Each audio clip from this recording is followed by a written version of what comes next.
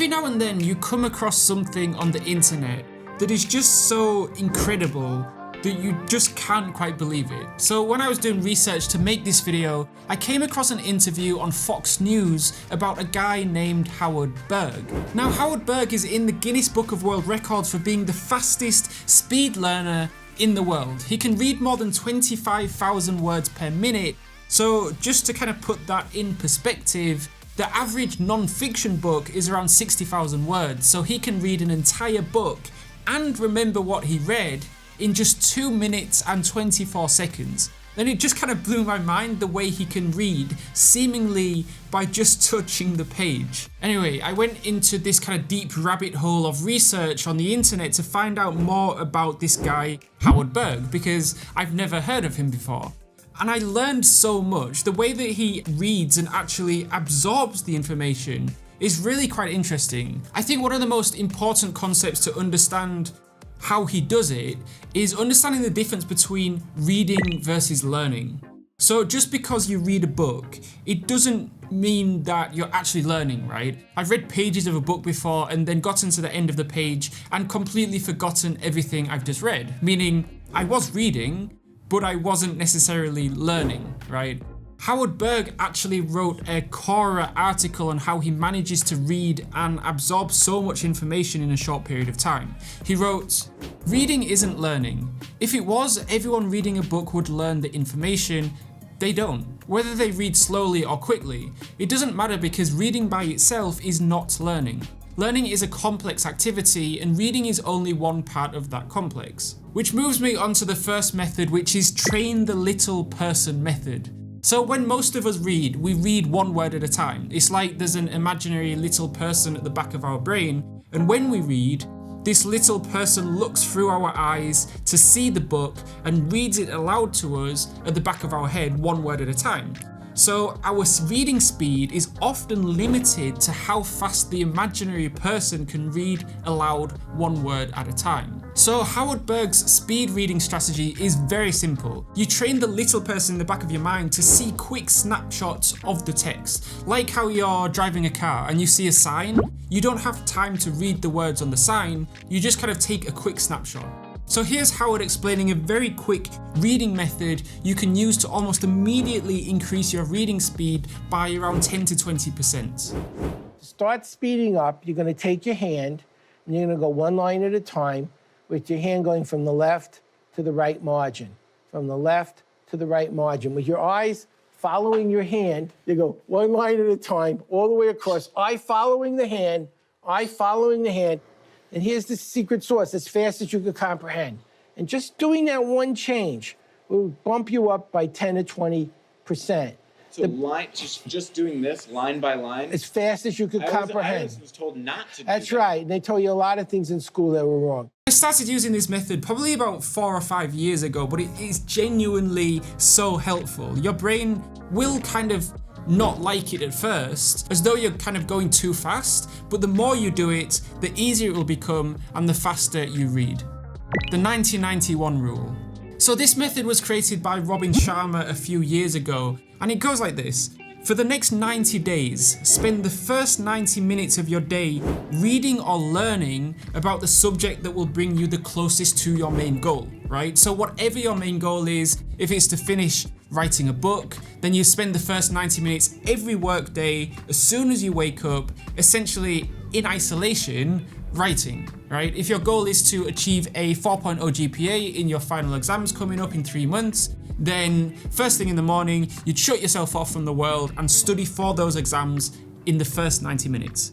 And this works so well because we all have a limited amount of energy in a single day, right? As you go through your day, commuting to work, talking to colleagues, working, your energy bar is kind of slowly depleting. And if you're mindless with how you spend this energy, you'll end the day with nothing left to show for it. So it's in the morning when your energy bar is at the most full. This is when you have the most energy, the most focus, the most willpower, So you want to take full advantage of that. So one of the best ways you can spend your time in this 90-minute window is by studying on a learning platform such as Brilliant.org, the sponsor of this video. So whatever you're trying to improve in, whether it's science, technology, engineering, or maths, just go to Brilliant.org.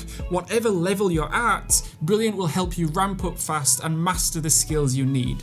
So Brilliant is a STEM learning platform that I've talked about quite often on this channel that basically replaces boring lecture videos and replaces them with hands-on, interactive problem solving, because active learning, meaning that you're actually thinking about what you're learning, is one of the most effective speed learning hacks, because you're actually processing the information you're learning, therefore you can retain it for far longer. So they have courses from foundational level to advanced, with new courses being added every month. For example, the Algebra Fundamentals course takes you through the basic concepts with a lot of diagrams, a lot of explanations, a lot of quizzes. It's just a nice way to study when you're used to reading thick, heavy textbooks, and then kind of be taught from a platform that really focuses on presenting the information in bite-sized, digestible chunks. To try everything Brilliant has to offer free for a full 30 days, visit brilliant.org/Mike D or click on the link in the description. The first 200 of you will get 20% off Brilliant's annual premium subscription.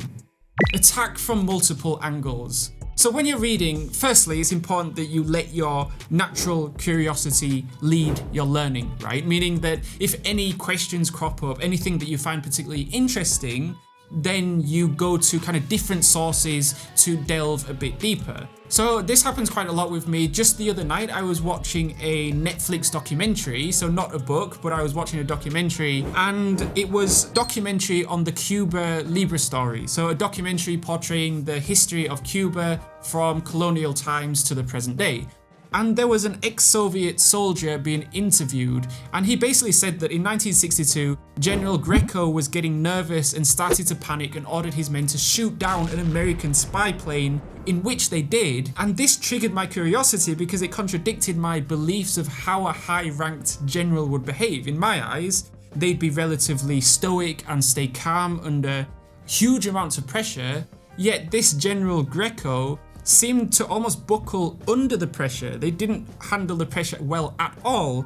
So I let my curiosity lead my learning. My iPhone was next to me on my bedside table because I was in bed, and I said, "Hi Siri, who's General Greco?" And sure enough, it told me who he was, and I spent 15 minutes or so reading a bit deeper on who this general was, and also how that decision of shooting down that American spy plane on October the 27th, 1962 could very well have prevented an outright nuclear war. So you can see here how you would use your book or textbook as your main source of information, but then any concepts or ideas that jump out of you, you can kind of utilize other learning platforms such as Siri or Google or YouTube to delve a bit deeper and kind of just support your learning. The law of least effort. So Niklas Luhmann was a German sociologist and is generally considered one of the most important social theorists of the 20th century, right? And when he was asked how someone can be as productive as he is, he replies that he never forced himself to do anything and only did what came easily to him. So he said, "When I am stuck for one moment, I leave it and do something else. With this method, to work on different things simultaneously, I never encounter any mental blockages." So what Niklas Luhmann would do is, if he's reading and he found his concentration gradually start to fade away, then he'd switch to something else, such as reading another book or taking a break and going for dinner. And then once his brain had time to recharge, he'd switch back to his reading, right? And he would just repeat this process for the entire day, just taking kind of short breaks whenever his concentration started to fade. And this is really important, I feel. When you're reading, you should never be forcing yourself to read, right? You shouldn't be making the act of reading a negative experience, because then you're just going to fall into this trap of passively reading and not really retaining anything. And this is where the law of least effort comes in, which states that the one single primary principle in any human action is the expenditure of the least amount of effort to accomplish a task, right? So essentially, It understands that humans are inherently lazy, but more importantly, it sees us as being lazy as a good thing, because at the end of the day, why would we put ourselves through extra work if we just don't need to, right? We should choose the most efficient path. It's completely natural. Nature does the same thing. When a river flows down a mountain, it will always choose the easiest path. When a pack of lions are hunting, they will always choose the weakest animal to kill, right? So when you are feeling fatigue when reading, don't force yourself to continue. Take a step back, have a rest, do something else for a while, then go back to reading. You'll find that you'll be able to read for much longer during the day, but more importantly, the amount of information that you'll be retaining will be far greater. And I actually have a whole playlist of speed learning videos you can check out by clicking on the card on the screen. If you watch those, you will be an absolute genius by the end of them. And do check out this video's sponsor, Brilliant, link in the description below.